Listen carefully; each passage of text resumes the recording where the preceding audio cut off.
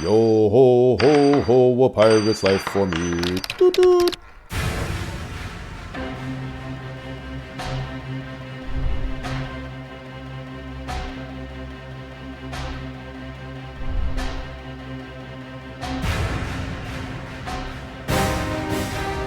How's it going, everybody, and welcome to another installment of World of Warships with RONIN 47R. Today we are taking a look at... Actually, I'm taking you along for a ride with the American Tier 4 battleship. This one is the Arkansas beta. And it's a really interesting ship that we got, the beta testers, got back in the day as a gift. We were gifted it. And funny thing is it's one of my favorite ones. Let's go ahead and take a look at a game. Now, it's been a little while since I've taken you on board one of the ships here in World of Warships, so gosh, for you new folks or for those folks that are rusty, heck, I'm even rusty doing some of these videos about these ships. Let's take a quick look. As it is loading here, you can see there's about 12 seconds left in the loading screen. This is after the queue, and it's very similar to the World of War Tanks loading screen when you can see the map. And here you can see the lineup ahead of before you jump into the game. And you can compare the ships, see what folks have, which ships, and then you can actually compare your specs to theirs. Now, as you start up there, you can see that you actually have to reload. They're loading the shells, just like in the other game. But it takes time to reload and to negotiate your ship and your turrets, especially in a battleship. You know, the larger the ship, the longer the response time. Well beyond simply a reload. So World of Warships, good times. What am I doing today? Well, I have a ship captain who was associated with the Tier 5 American battleship. I was able to research, purchase the Tier 6, the New Mexico, and assign the captain with his bunch of skills there to the new ship. But when you do that, of course, he needs to be trained up. So what you do with a premium ship is you take your captain, drop him in there, play some games, earn some cash, have some fun, and train him up to 100%. This was the game right before he was done. I mean, I just jumped in, knocked out a ×2, and lo and behold, it just happened to be right at the edge, and this was the last game before getting him to 100%. So if you were looking in the lower left-hand corner, there are some conversations going on early in the game. Someone said, "What's the plan?" Not many people really said anything, so I just said, "We got to take A." Luckily, it's a rarity, but look, the team's actually listening. So we are going to go ahead and head towards A. There you go. We're starting to see some ships out there in the distance, and you have to kind of think. Planning ahead is really a big deal in these large ships. So I knew that my plan was to move to the right, try to go along the A line. If that's the case, I want to keep the enemy to my left as I am going west. And if that's the case, then of course you're going to want to have your turrets facing the right direction, because it takes a long time to turn these things around. Pop that cruiser for 2 citadel hits, which is a very punch to the gut, and he is almost done. So in 2 salvos, he took on 18,260 points. So that was very ouchy for him. Eventually he sinks, and my guys are continuing to move into the flag area and head north as they try to negotiate this battle here. Got another cruiser coming up. Constantly zooming in and zooming out. One of the things that is very challenging in this game, but also very rewarding. It's a nice break from World of Tanks. It's almost like, the closest thing I can say, it's almost like playing artillery, where it's just a different view. You're kind of changing up a little bit. World of Warships is obviously very different than World of Tanks, but some of the principles are the same. And it's interesting. You've got distance, you've got shell speed, you have hang time, the arc, the angle of the ship that you're shooting at. But beyond all that, it's a lot more immediate with World of Tanks. In the ship game here, man, it's hard to hit, and if you do it right, you can really punch hard. You have to lead your targets, and you want the shells to actually hit in areas that are not going to bounce, and so on and so forth. And then, of course, beyond that, you can actually over-penetrate a ship and do very little damage, even though you hit the exact target. So here we go, lining up and going for ships that are usually giving you the broadside. There is usually a way to go. Got another citadel hit on that guy. Now I was preparing to work on this destroyer. You can see I still have about 13-14 seconds left on the reload. But then he took a pretty big hit. You know these guys are going to take him out. So now I'm going to go ahead and re-aim at and assess who is giving me a good angle, because it's not always the closest target. There's a lot of factors. You got to think about where am I going to get the biggest bang for my buck, and it's usually targets that are giving you their worst angle, your best angle, your best shot at them to penetrate. Just over 5,000, not very good, but working it.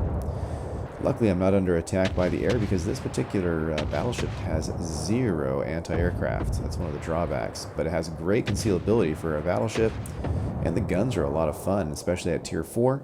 And you are able to use a bunch of equipment on here, which I can show you once we get back to port, which is the World of Warships version of a garage. I'm gonna go ahead and barrage the St. Louis here. Oh man, only just a little over 3,000. Not the best.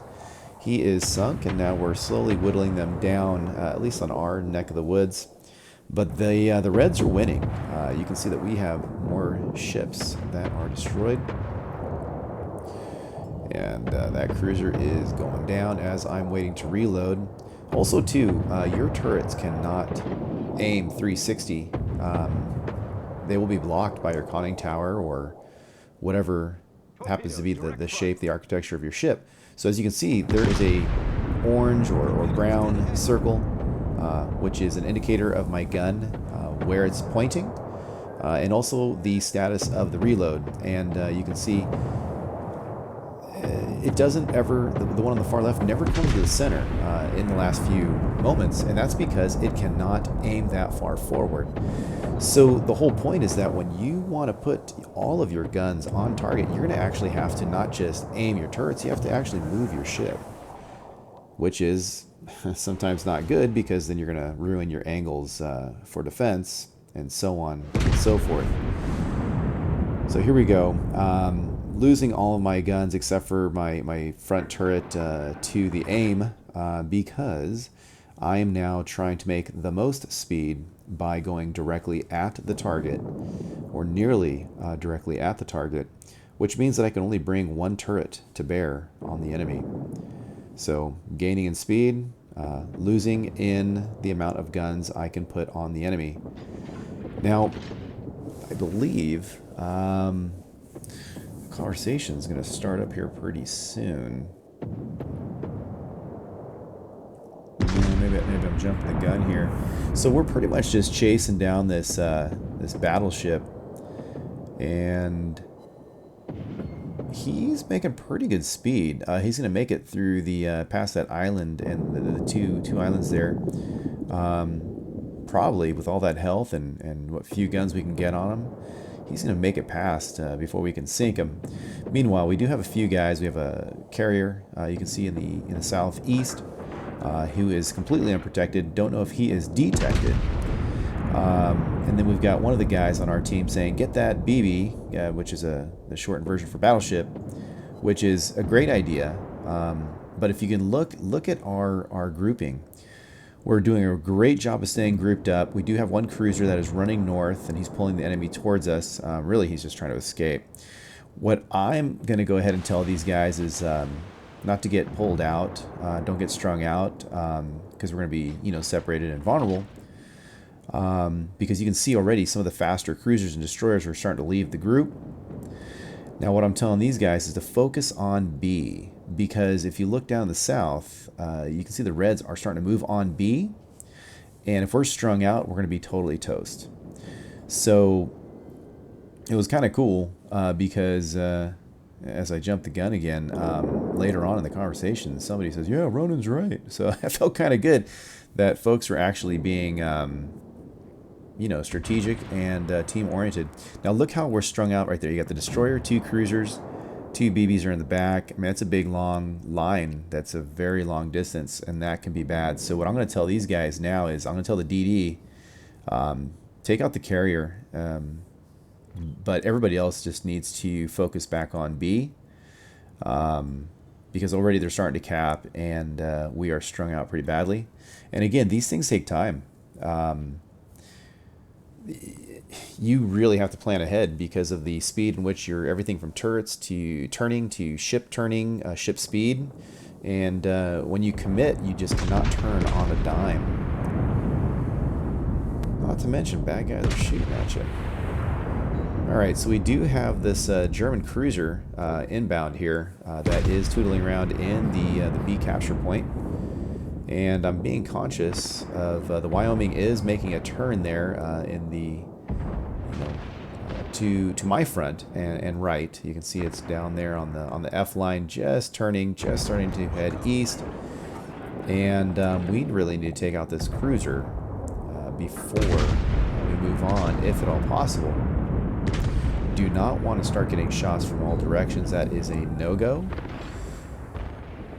But I'm going to have to make a decision here pretty quick. So it's going to take so long for my turrets to turn. So what I'm going to do is I am going to move my whole ship such that I am going to bleed off some speed and time while still trying to get my guns into play, while still trying to be defended against by using the topography of the islands and whatnot, while still looking at where that Wyoming is going, where that cruiser is going there in front of me. And then, of course, the missing reds that are probably going up the 8-9 line at this point. So here I am getting a couple of guns to bear. The 4 turrets in the back are slowly but surely getting there, but they're going to take a little bit of time. But I do have 2 turrets I can bring on the Wyoming. Now, luckily, the Wyoming's not turning into me. He's still going further south, which buys me some time. So I chose to re-aim at the cruiser here. This guy out of the game, a nice little finishing shot if at all possible. And it's hard, you know, these targets are, when they're coming towards you or going away at an angle, it is tough. Alright, so it looks like a cruiser took out that enemy there, so now we just have the Wyoming to deal with from the immediate time frame. Looks like both of us were at fault there as far as it looks like where the turrets were aiming. We weren't paying attention. I said sorry because I'm going to be a good teammate. And I will be charged later silver for damaging my my teammate there. So now I'm trying to take some shots over at the Wyoming. But also look at the mini-map here on the EF line. Pretty soon I am going to be in danger of the Reds being able to shoot out west through those 2 islands. There I go. I'm starting to take some fire that does not necessarily connect. So now I'm going to turn in here to my left, trying to get the island to block me from the enemy, while still trying to take some shots at the Wyoming. But I'm kind of driving with my mini-map. So now here is something that's kind of cool. See the white line? That's the aiming area. That's your horizon on your aiming. You're going to want to hit above the water line, but above an armor belt, but below the deck. Good luck with that. And that's where you get citadel hits. Nothing like hitting boilers, ammunition racks, that sort of thing. Okay, so now what I'm doing is I've positioned myself where I can still get fire on the Wyoming if I needed to. This guy's coming out. I saw that coming. So I got myself ready. No one can shoot at me for probably about 60 seconds. This guy's going to get stuck, possibly. Figured it was the right time to kind of lay into him there. 59-47, so you know, you're looking at 6,000 damage on that guy, so that was a pretty darn good salvo. He is done. My cruiser's going to lay into him there. Now, I was watching in the mini-map. I was not surprised by that hit. Based on the tier and the type of vessel, I was not concerned about finishing, looking down at the enemy that was being finished off. Luckily, this guy's aiming with torpedoes sucks, so that worked out in my favor. Now this is pretty fun, strategically speaking. My guns are, you know, aiming to the right. If I were to try to go to his outside, stay to his right, to get my guns to swing around the other side and all that kind of stuff, because I do have this island next to me, you know, that would take forever, and he could have reloaded more torpedoes and that sort of thing. So I have to keep, it's really tough. I'm going to keep my guns facing to my right. My plan is to make a steep, sharp turn to the left without grounding my ship. So that right when I finally get around this island, I can really give a hard turn, bring all my guns to bear, and lay into him. Meanwhile, I only have just the guns in the front, but I'm kind of negotiating, you know, navigating. However, it looks like we won by points because it's not really capping. Once you get things in motion, you continually get points for owning a flag, not to mention destroying ships. So it's not like someone was needing to get off the flag to stop the game. It's a little different. So I've never seen that before. That was like an update thing, an epic journey. I don't even know what that is. I mean, I can read it and tell you what it is, but I've never seen that before. This goes ahead and explains all the ribbons. And interesting, you know, you got penetration, over penetration, and ricochet. So you can see that, yes, you've connected that many times, but it's the type of connections that you make. Flipping over to the team score, you can see I came in second place based on experience. And the Tier 3 destroyer did a very good job, getting about 200 more points than I. If you go to the detailed report, it's actually, you know, if you're into stats, it's pretty darn interesting.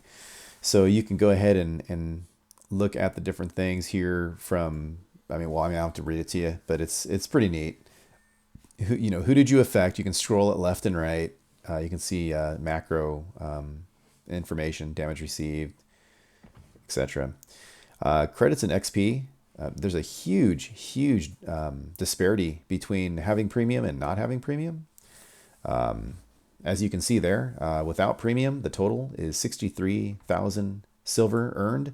With premium, you have earned 111,000. I mean, that's a huge disparity, whether you have premium or not, what type of income you're going to have. But you can just see all the things that you have to spend money on. And I'm running full fancy pants. You name it, I've got it. So I'm using consumables that are expensive and all that jazz. Although they don't have premium rounds in World of Warships, so you can't choose to do that. Now we're going to go back to the port, and which is of course their version of a garage. You can see my captain there on the right hand side. What is his name? Harper. Hey, what's up, Harper? And he is now fully developed. Well, you can't see, but I just know that he's fully developed. And just taking a quick walk around the ship so you can get an idea there. I like facing the enemy, you know, forward because of the armor. But if you are running away, it's kind of cool because there's a ton of you know, guns facing back, and there's still some nice angling of the armor if you're to do that, whether you're going forward or wait or towards the enemy. Now these are the modules here, you know, the engine and they call it gunfire control system, which is, you know, all I care about is basically my firing range, hit points, that sort of thing. The main battery just tells you the stats on reload and damage and that sort of thing. Under the upgrade section, this is a very unique tier 4 ship in that it has a very high tier mentality. Usually low tiers like tier 4, you would only have 2 or 3 sections of equipment to choose from, and they relegate it to specific categories. So it'd be basically things like minimizing the chance of getting your gun damaged, maybe increasing your accuracy, and then you know, putting out a fire. If that's what you choose, those types of categories, you're not stuck with just those pieces of equipment. Now, meanwhile, if you click on the ammunition and consumables, you don't really get to choose your different ammunition types, but you do get to choose, which is weird. I don't even know why they even bring it up. But on the consumables, you know, repair, well, it's not a repair kit, but your damage control crew, party, that sort of thing. Whatever your consumables are for that particular ship, because they're different from different ship classes. You can get the quicker one or the shorter one based on how much money you want to spend. Here are the camouflages that you can use that you have to pay for each round or each battle. When you have a premium tank ship, I knew I was going to do that too. When you have a premium ship, it comes with, and you can use that one. There are signal flags that I really don't use them. I mean, look, I have millions and millions of them sitting there that I've earned over some rewards, but they give you boosts. Just think of them as boosts, but they're performance boosts. The flags are also, well, these flags, there's signals and then there's flags, and these flags are just decorative. This is the CBT and then the Pearl Harbor deal, and then the flag picture one, though the first one is actually beyond decorative, is actually a +5 to some things, which is really cool because I contributed for the military month, donated some money. That was a thank you. You can see the commander, the captain, is the bar is green, which means he is fully trained on his ship. And but what's cool in this game is that you get full access to your skills, 100%. Even when you are not trained for the new ship that you were sent to. So when you're dropped into a premium, you get 100% use of your skills, and you're just focusing on training them up with no penalty of his behavior or skills. So that's pretty cool. So now that we've just taken a quick look at the Arkansas beta, took a quick look at the captain there, Harper, you jump over to New Mexico, which is where Harper lives now, because that is his new ship. I'm going to recruit to the New Mexico Harper. Click on from other ships. There you go. Assigned it. And there it is. He's green. He's good to go. All right, folks. Well, there you have it. We took out the Arkansas beta. Hope you enjoyed seeing the ship in action, taking a quick look at it in the port, seeing how the game works overall. If you mention it, I'll go ahead and drop these maybe a little more often. You guys let me know, and I look forward to seeing you. You guys take it easy, and I'll catch you later. Now, where did my crew go off to? Oh, I see. There they are. Okay, girls, tell them who they are if they're receiving this transmission. You are one of the 47 Ronin. Thanks for watching. I'll catch you later.